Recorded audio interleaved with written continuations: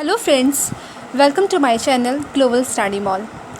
आज के इस वीडियो में मैं आप सभी के लिए हाइट एंड डिस्टेंस के पार्ट 2 लेके आई हूँ। यानी कि पार्ट फर्स्ट में जैसे हम सभी ने पढ़ा था, इसके सारे क्वेश्चंस को बेसिक टर्म्स में एंड ट्रिक्स यानी कि ट्रिक्स के साथ उस क्वेश्चन को हमने सॉल्व किया था। लेकिन इस वीडियो में मैं आपको इन कुछ इंपॉर्टेंट क्वेश्चन जो हैं हाइट एंड डिस्टेंस के, उसके सारे क्वेश्चंस को मैं ट्रिक के साथ बताऊंगी। तो चलिए हम सभी पढ़ते हैं इस क्वेश्चन को। तो क्वेश्चन सॉल्व करने से पहले कुछ टर्म्स ऐसे हैं जिसे हम जान लेते हैं, जिसके ज़रिए हम उस क्वेश्चन को हम बहुत ईज़िली बना सकते हैं। तो देखिए, फर्स्ट वीडियो में अगर आप सभी ने हमारे फर्स्ट वीडियो को नहीं देखा है तो उसके लिंक मैंने डिस्क्रिप्शन बॉक्स में डाल दिए हैं, तो आप वहाँ से हमारे फर्स्ट वीडियो को देख सकते हैं। ठीक है, तो हम स्टार्ट करते हैं। ये जो राइट एंगल ट्रायंगल है, समकोण त्रिभुज है, कल के वीडियो में हमने बताया था आपको कि सपोज़ जब 90, 60 और 30 डिग्री के एंगल फॉर्म्ड होते हैं, बनते हैं, तो हमें किन चीज़ों को ध्यान रखना होता है। ये बस यह ध्यान रखना है कि 60 के सामने वाला √3, 90 के सामने वाला 1 और 30 के सामने वाला मिस्टेक हो गया, 30 के सामने वाला 1, 60 के सामने वाले √3 और 90 के सामने वाला वैल्यू 2 होता है। इस चीज़ को हमने प्रीवियस वीडियो में पढ़ा था। अब हमें कुछ चीज़ और ध्यान में रखने हैं, जैसे राइट एंगल ट्रायंगल 45 और 90 के भी बन सकते हैं। ठीक है, तो जब 90, 45 के बनेंगे तो 45 के सामने वाला का जो वैल्यू होगा वो 1 यूनिट होगा, फिर 45 के सामने वाला 1 यूनिट और 90 के सामने √2। इन चीज़ों को ध्यान रखना है। जैसे 30 के सामने 1, 60 के सामने √3, 90 के सामने 2, इन चीज़ों को हमने पढ़ा। इसमें 45 के सामने 1, फिर 45 के सामने 1 और 90 के सामने √2, इस वैल्यू को याद रखनी है। इतना तो याद रख ही सकते हैं। दूसरी बात है कि जब इस तरह के फिगर्स आएंगे, जब 2 डिग्री जैसे 2 एंगल है, इन दोनों के बीच का डिफरेंस अगर दुगना हो, सपोज़ जैसे कि ये 30 है, ये 60 डिग्री है ना, तो 30 में 2 से मल्टीप्लाई करेंगे तो 60 हो जाएगा। तो जब ये 2 टाइम्स का हो तो इस दोनों के बीच का जो डिफरेंस होता है ये 2 यूनिट होता है। ठीक है, ये 2 यूनिट्स होता है।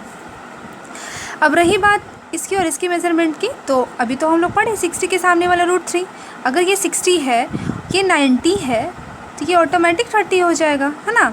तो 30 के सामने 1, यानी कि इसकी वैल्यू 1, इसकी वैल्यू √3। बस हमें इतनी याद रखनी है कि जब दुगुना हो जाए, 2 टाइम्स हो जाए, तो उस दोनों के बीच का डिफरेंस कितना हो जाएगा, 2 यूनिट हो जाएगा। ठीक है। तीसरी बात, जब इस 2 एंगल के बीच का डिफरेंस अगर 15 यूनिट आ जाए, ठीक है, 15 यूनिट अगर आ जाए, जैसे कि यहाँ 45 डिग्री है, 30 डिग्री है, अगर सपोज़ यहाँ पे 60 डिग्री, सपोज़ 60 का होता और 45 डिग्री फॉर्म्ड होता, सपोज़ यहाँ 45, यहाँ 60, तो भी डिफरेंस मेरा कितने का आ रहा है, 15 डिग्री का आ रहा है। अगर डिफरेंस 15 का आ जाए तो इस दोनों के बीच का जो डिफरेंस होता है, ये जो लेंथ होती है वो कितनी होती है, √3 - 1 यूनिट। अगर दुगना हो जाए तो 2 यूनिट, अगर 15 डिग्री का डिफरेंस है तो यहाँ का डिफरेंस हो जाएगा √3 - 1। ठीक है, तो बस इन चीज़ों को ध्यान रखनी है। अब हम चलते हैं इसके फर्स्ट क्वेश्चन पे, कैसे बनाना है। तो इसको मैं आपको ट्रिक से ही बताती हूँ। ठीक है,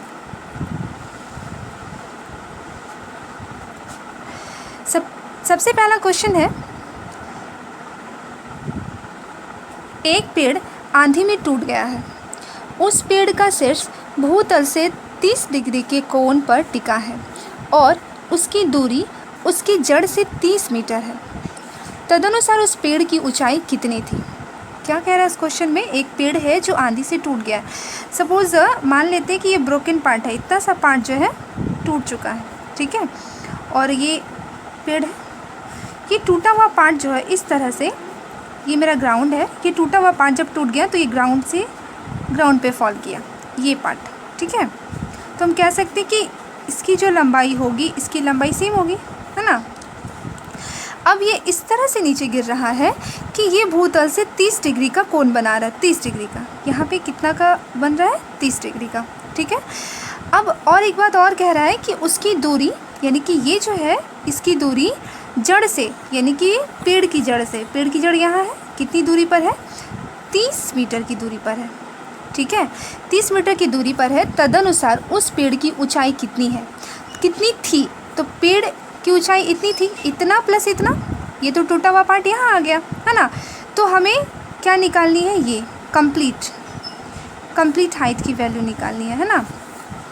तो अभी जस्ट हमने पढ़ा 30 के सामने अगर ये 30 डिग्री है तो ये 60 डिग्री होगा ऑटोमेटिक। तो 30 के सामने वाले की वैल्यू 1, 60 के सामने वाले की वैल्यू √3 और 90 के सामने वाले की वैल्यू 2। ओके, अब अगर ये 2 यूनिट है तो ये भी तो 2 यूनिट ही होगी ना, 2 यूनिट। अब हमें जो हाइट निकालनी है 2 + 3 यूनिट, यही तो है ना, यानी कि 3 यूनिट की वैल्यू हमें निकालनी है। अगर हम इस दोनों को जोड़ते हैं तो कंप्लीट हाइट तो यही है ना, कंप्लीट ऊंचाई हमारी जो पेड़ की है यही है, तो हमें 3 यूनिट की वैल्यू निकालनी है। अब हम इसमें देखना है कि किसकी वैल्यू दे रखी है, 30 किसकी वैल्यू, √3 की। तो हम ऐसा कह सकते हैं √3 = 30 यूनिट्स या इकाई। ओके, तो 1 की वैल्यू क्या हो जाएगी, 30/√3, है ना। अब हम 1 की वैल्यू कंप्लीट वैल्यू निकालते हैं तो रेशनलाइजेशन करना पड़ता है। उसमें क्या करना पड़ता है, अगर यहाँ से रूट हटाना पड़ता है, नीचे से, नीचे हम लोग रूट नहीं रख सकते हैं। अगर सिंगल रूट है तो उसी रूट से ऊपर और नीचे मल्टीप्लाई करना पड़ता है। ठीक है, तो क्या हो जाएगा, √3 30 √3/√3 3, है ना। अब 3 से कैंसिल हो गया, 10 टाइम्स में 10 √3 यूनिट। तो 1 की वैल्यू क्या होगी, 10 √3। हमें निकालनी किसकी वैल्यू है, 3 की वैल्यू।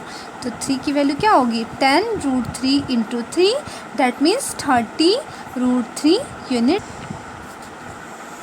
ठीक है दोस्तों, 1 की वैल्यू क्या आई, 10 √3। 1 की वैल्यू हो गई 10 √3। हमें निकालनी है किसकी वैल्यू, 3 की वैल्यू। तो 3 = 3 × 10 √3, दैट मीन्स 30 √3 मीटर। ओके, ये हो गया आंसर। तो हम ऑप्शन से देखते हैं 30 √3। एक बात और दोस्तों कि सपोज़ अगर ये ऑप्शन हमारे रूट में नहीं दिया होता, पॉइंट में दिया होता, तो हम क्या करते, तो हमारे पास एक ऑप्शन था कि √3 की वैल्यू हमें पुट करनी पड़ती, √3 की वैल्यू हमें पुट करनी पड़ती 1.732। तो कितनी आई थी आंसर, 30 √3। तो हमें क्या करनी, 30 √3, 30 × 1.732। अब हम इसको मल्टीप्लाई कर देंगे और उसके बाद हमारा पॉइंट में आंसर हो जाएगा। तो इस बात को ध्यान रखना है, रूट में आंसर है या पॉइंट में। अगर रूट में है तो हम रूट पे ध्यान देंगे, अगर पॉइंट में है तो हमें √3 की वैल्यू पुट करनी पड़ेगी। रुको,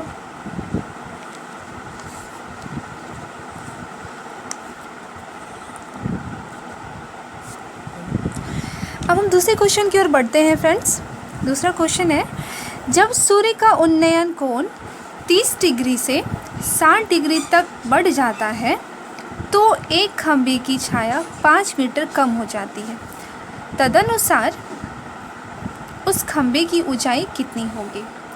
अब बस ध्यान देना है दोस्तों इस बातों पे कि यहाँ पे एंगल कितना का है, 30 60 दुगना हो रहा है, 30 60।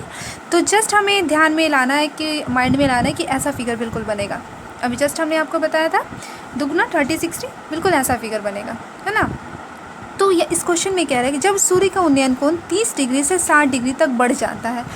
एक बात को ध्यान रखना ज़रूरी है फ्रेंड्स कि हम जैसे जैसे किसी भी ऑब्जेक्ट के नज़दीक आते हैं, सपोज़ ये मेरा पोल है और हम पोल के नज़दीक आते जा रहे हैं, तो वैसे वैसे मेरा जो है एंगल जो डिग्री में आता है वो बढ़ते चला जाएगा, 30 60, फिर और नज़दीक आएंगे, हो सकता है मेरा 70 हो जाए, 80 हो जाए, है ना, इस तरह से 90। तो जैसे जैसे हम नज़दीक आते चले जाएंगे डिग्री मेरा बढ़ते चला जाएगा, इस बात को ध्यान रखना है।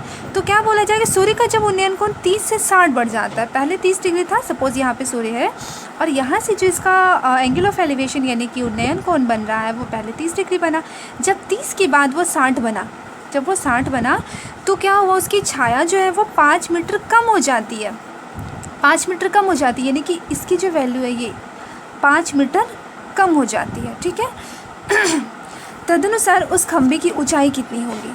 तो इस खंभे की ऊंचाई हमें ये निकालनी है ना। तो अभी जस्ट हमने बताया जब भी दुगुना हो तो इसका डिफरेंस कितना हो जाता है 2, है ना। तो आप सीधा देखिए 60 के सामने वाला क्या हो जाएगा √3, ये 60 है तो ये 30, ये 90, 30 के सामने वाला 1, तो हमें निकालनी किसकी वैल्यू है, √3 की वैल्यू निकालनी है, ठीक है। तो किसकी वैल्यू दे रखी है, 2 यूनिट्स की वैल्यू 5 मीटर दे रखी है। तो हम ऐसा कर सकते हैं 2 = 5 मीटर, तो 1 की वैल्यू कितनी हो जाएगी 5/2 मीटर। तो हमें निकालनी किसकी वैल्यू है, √3 की। तो √3 = 5/2 × √3, डैट मीन्स 5√3/2 मीटर। हो गई आंसर, कितना जल्दी बना। ओके, अब नेक्स्ट क्वेश्चन की ओर बढ़ते हैं फ्रेंड्स। हमारा क्वेश्चन है, एक मीनार की छाया जब सूर्य का अल्टीट्यूड 45 है तो उस छाया से 10 मीटर लंबी पाई जाती है जो 60 डिग्री अल्टीट्यूड पर बनती है, तो मीनार की ऊंचाई बताइए। अब हमें इस क्वेश्चन पे देखना है कितने का डिफरेंस आ रहा है एंगल का, 45, 60 दोनों का डिफरेंस 15 डिग्री का, 15 डिग्री का। तो अभी जस्ट हमने आपको इसका फिगर बताया था, जो 45 है वो यहाँ होगा और जैसे जैसे बढ़ते जाएंगे एंगल मेरा बढ़ते चला जाएगा, है ना। तो अब यहाँ पे कह रहा है, और एक बात और अभी हमने आपको बताया था कि डिफरेंस 15 का है तो इसकी वैल्यू कितनी हो जाएगी, इसकी वैल्यू हो जाएगी √3 - 1 यूनिट। इतना तो हमने आपको बताया था।